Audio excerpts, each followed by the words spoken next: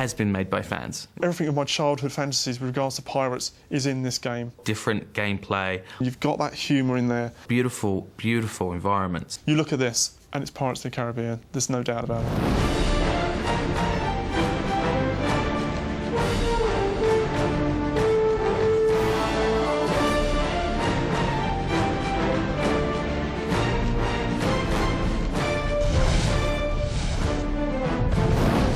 Everybody, as a child, loved the idea of pirates. You know, we all love the kind of Errol Flynn movies, and to try and bring that to the gamers was hugely exciting. To have such amazing access to the film creators and all of the assets has been amazing for us. We've had access to the writers, all of the concept art. There's been access to like, ILM. We've actually been working very closely with ILM. The amount of access that we've had for this game has just been unparalleled.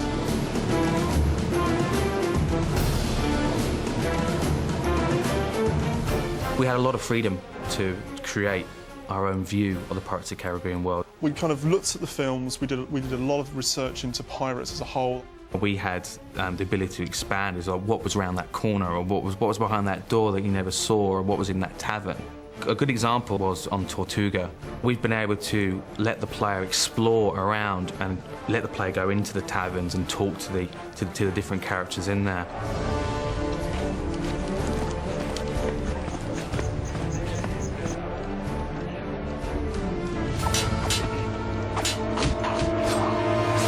Second movie, pretty much the movie starts with Jack escaping from this dark and dingy fortress, and you don't know what happened before. You don't know how he got the drawing of the key. We've started a game from Jack being inside a prison cell, and we've expanded all of that story out. This did not exist before we wrote it.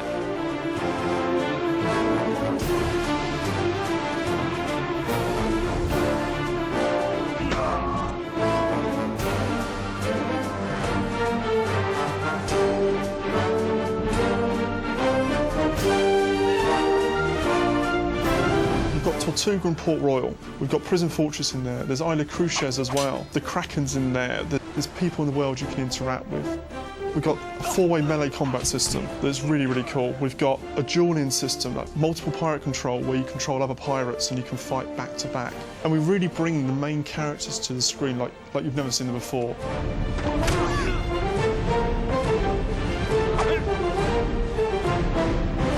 To really kind of bring Jack Sparrow to life, we hired the help of a guy called Johnny Patton, and we used him in the motion capture to bring that kind of Jack Sparrow-like flamboyancy to the character.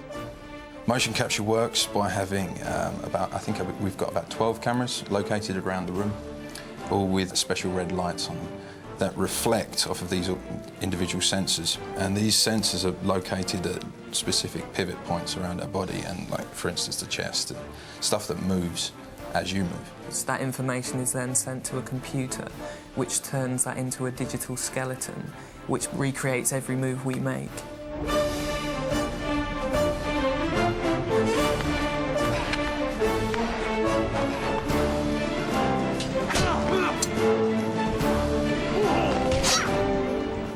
I started motion capture for this game through my impersonation of Captain Jack Sparrow. Eurocom approached me asking if I could do the mannerisms and the walk and things.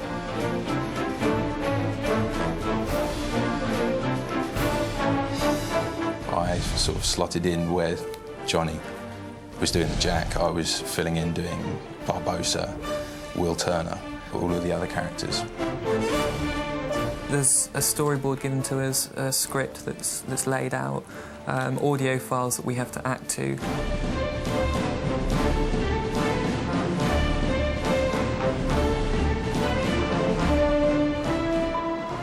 But I fear one of your unwilling guests must to you to the brethren. So, mate, if you be so kind as to unlock his cell. There is a lot of improvising we can do ourselves.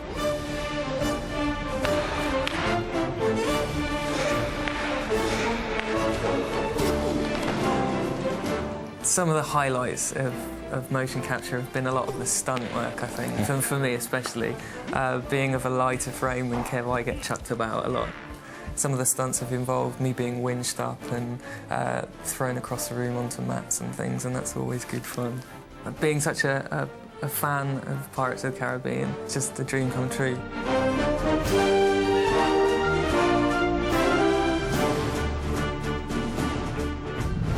We've got a new system, which is basically a facial scanning system. We can move this unit, take it on set, get the real actors, take an almost instantaneous image of that face. We then use that to build the geometry of the actual actor's head. So when our character's speaking, we create an amazingly lifelike representation of that character. But when you see like Johnny Depp and Jeffrey Rush, you cannot tell the difference between them and the actors. It's truly, truly groundbreaking.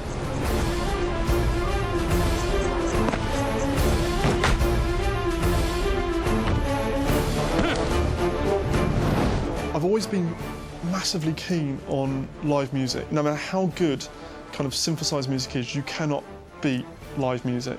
So to really bring this emotive and big feeling to the music, we hired the Philharmonia Orchestra.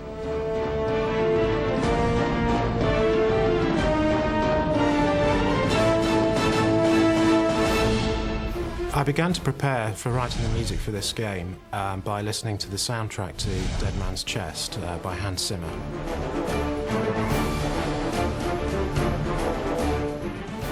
I took those ideas and kind of reiterated them in my own style. Mark Grisky got involved in the project around about the autumn time. By then I'd already scored quite a lot of the music for the game, but we were still lacking in certain areas of the big action sequences.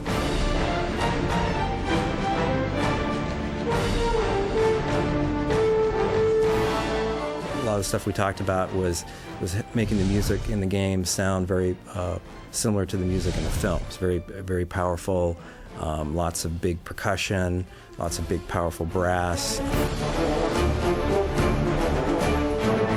There's something about living, breathing musicians interpreting the score and performing it live that just really adds to the believability, the drama, the power of the music.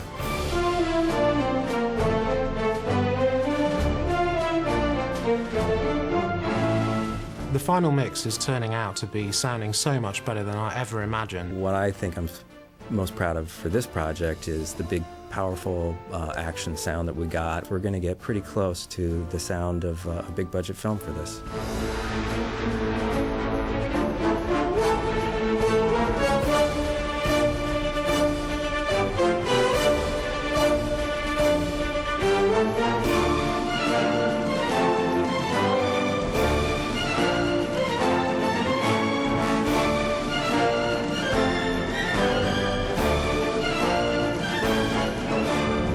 So what can the fans actually expect from the title? You really get to play as Jack Sparrow. You get to play as Elizabeth, you get to play as Will Turner. We've got the big ships in there. You get to replay through both the second and third films. I'd pretty much say it'd be a roller coaster.